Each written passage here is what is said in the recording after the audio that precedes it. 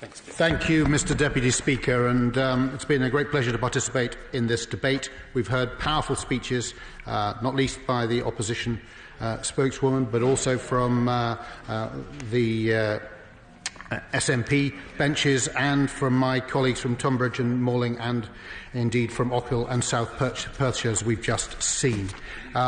In dealing with most of the questions that came my way came from the opposition front bench, as is perhaps appropriate. In terms of asking about what happened with this process, the original had to be withdrawn when the EU regulation was codified into a new version.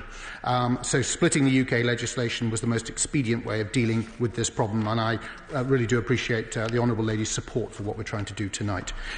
We have no further amendments planned, and I can confirm that the Government will maintain strong controls over the trade in goods usable for capital punishment or torture. She asked about precedent from other states.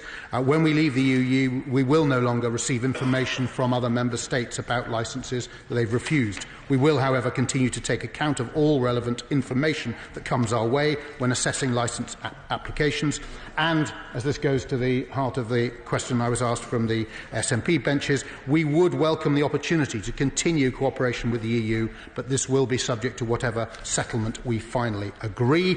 The Honourable Lady asked me about reporting and transparency. We will report annually going forward, and our aim, as ever, is to be, I think right now we publish more information than almost any other nation, and we want to continue with that transparent approach going forward. The UK does, of course, operate one of the most rigorous and transparent export licensing systems in the world, and all export licence applications are considered on a case-by-case basis against the consolidated EU and national arms export licensing criteria. We aren't changing those. We publish quarterly and annual statistics on our export licensing decisions, including details of export licences granted, refused and published. I was asked about penalties. Breaches of regulation can lead to up to 10 years in prison. We plan to maintain the existing regime, and, as it was raised, we will continue to be an active member of the Global Alliance for Torture-Free Trade after leaving the EU.